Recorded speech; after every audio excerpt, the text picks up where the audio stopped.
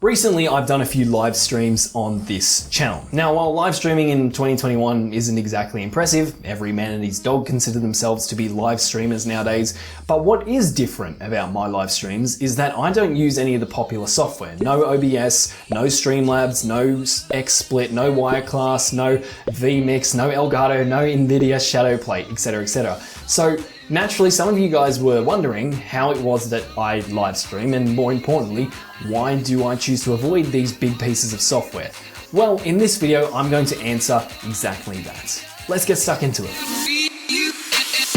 G'day, my name's Marcus Jones. I used to suck at getting views and subscribers, but now I suck a little bit less. So on this channel, I share my experiences to help you grow your gaming channel. And today we're talking about live streaming. Now, full disclaimer, I am not and have not worked with any successful gaming streamers. So if you're here because you want to be the next ninja, minus the mixer fail, the f you say to me, you little this video probably isn't for you. But if you're just getting started and you still know very little about live streaming, this video may be of interest because it may help you avoid some very common headaches when it comes to live streaming. Now, I don't have a problem with softwares like OBS, Streamlabs, or Elgato for live streaming. In fact, I've used them before and I think they are extremely powerful. When it comes to which softwares reign supreme in the live streaming world, at least for gamers, I 100% agree that OBS, Streamlabs, and Elgato are in most people's eyes, but they're a little bit complicated. Well, I mean, complicated might be a bit of an overstatement, but at least they're inconvenient. Yes, it might only take an extra few minutes or a couple of stream keys and overlays here and there, but every minute of inconvenience is just annoying. So Melon is the software that I use for most of my live streams, so let me tell you a little bit about this delicious little software because you've probably never heard of it before. Melon is marketed as the easiest and fastest way to create live streams with all the basic bells and whistles, so overlays, face cam, screen sharing, infinite scroll text or tickers down the bottom of the screen, name badges, etc, etc. It's also free, but you will have a Melon watermark if you use the free version, but that can be removed for 15 bucks. Another super convenient thing is that it allows you to stream to multiple platforms at the same time. So you just connect your Facebook, Twitch, YouTube, or your custom RTMP, and when live streaming, Melon will send out your broadcast to all of those programs simultaneously. Melon is cloud-based as well, so they basically handle everything on their servers, meaning my machine doesn't have to do any work, and the customer support is just like really convenient. The people really deeply care about your experience, and because it is a smaller software, because it still is in beta, you can help dictate the future of the software. So I'm now going to show you actually how I set up Melon, and there's a link in the description if you want to download it and follow along with me. Alright, so we are in the Melon user interface here. You can see here's me face.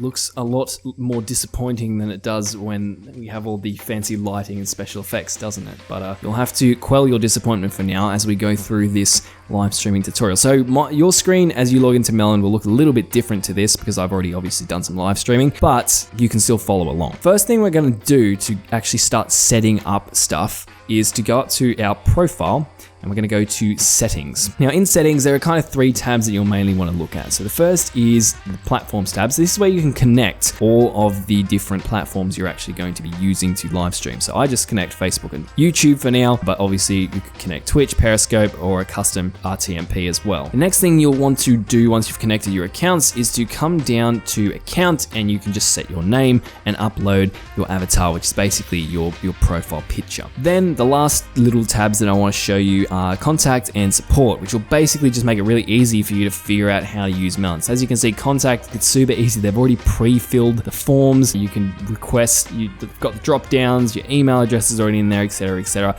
I know these aren't big things. I know it doesn't take a lot of extra time to say fill out a form on Elgato's site, but you know, I appreciate these little things that Melon do just to make my experience easier. They've also got a pretty cool help center as well, as you can see, and unlike the majority of help centers, it's actually relatively easy to find the tutorial you need. So once you set up those base settings, we can go back to our studio by hitting this button. So once we hit that studio button, we'll be sent back to this interface where we will be able to now select the settings for our stream before actually going live, or the final settings. So we'll work from the right hand side to the left, and these are pretty much all the options we have. So we have schedule, which obviously allows us to schedule our stream. All you do, hit that, hit the schedule button, then you can go through, select the platforms that you want to schedule on, select your Facebook page or whatever, hit the plus button, hit next, enter any information here about your stream, and then hit schedule, and your stream's scheduled. It's that simple.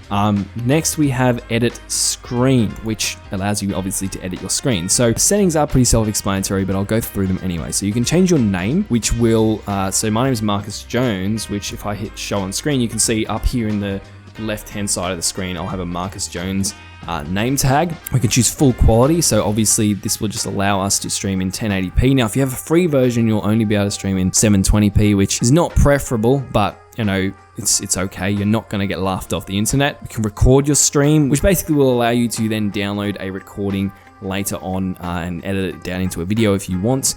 You can choose to enable participant names. So this is if you have multiple people joining your stream, you can enable their name tags. Audio status, so again, obviously we'll just show the audio status of participants who join your stream, and text to speech on guest join. Now I'm guessing this means text to speech on guest join, no brainer, but I've never actually used it, so I don't know exactly what it does. It says it enables text to speech when a guest joins, but you know, I'm not quite sure how exactly that works out, but maybe one of you guys will figure that out. Anyway, next we have logo. So this will allow you to upload your logo to the stream, and if I turn this on, for example, bam, there's my logo in the top right hand corner of the screen. For some reason I didn't create it with a transparent background, so it looks absolutely garbage, but that's okay because I'm not going to use it. Next we have banner. So banner is this thing that I've turned off. You can add a little banner down to the bottom left hand side of the screen. You can choose what it says, what font is used, the colors, all that kind of thing. Ticker, this is that little bit of text that I use down the bottom of the screen. So at the moment I've got live Q&A, comment your questions in the chat as my ticker, but I can change that right now. For example, you can see that my text, the text of my ticker changes like that. Now you might be wondering why I say live Q end and spell out the end and A instead of using the end symbol, and that's because one of the little bugs I've found is that Melon sometimes doesn't like symbols. So if I do normal end like this, it does like end AMP semicolon, and although on the preview of the ticker here it shows the end symbol, on the YouTube live stream I found that it actually shows the AMP and semicolon bit, so obviously we don't want that, but hoping they'll fix that up soon. Not a big deal in the meantime.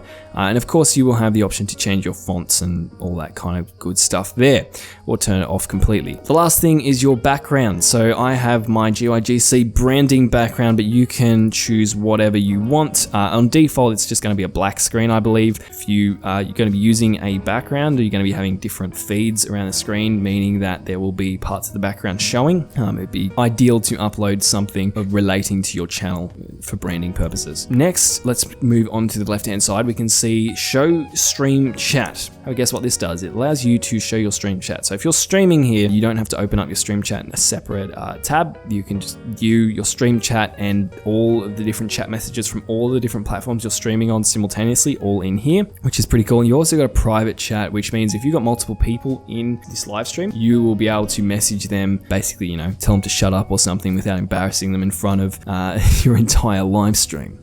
Next, we're getting into the actual streaming options. So first thing that we will see is the option to share our screen, which obviously will allow us to share our screen. But let me show you how to do that. So if I go share screen, I might go share screen 1, and that's going to just show you OBS, which is on my screen 1, which is what I'm using to ironically record this video about streaming. And then if I hit like show on stream, for example, you'll now see OBS is the main camera feed actually being shown to my stream. Next, we have our video. So you can select this little drop down and you can choose what camera you want to use, and you can select the resolution of that camera here as well. Now you can use a webcam like I am now, but you can also connect you know, your DSLRs or mirrorlesses or whatever if you want to get more advanced. Finally, you have a microphone, pretty self-explanatory. You can select your microphone, you can see your levels, and you can choose your output. So that's where you're going to actually hear volume while you're streaming. And you've got a couple of little options as well. So echo cancellation, obviously it tries to automatically cancel echo, which is always a good thing because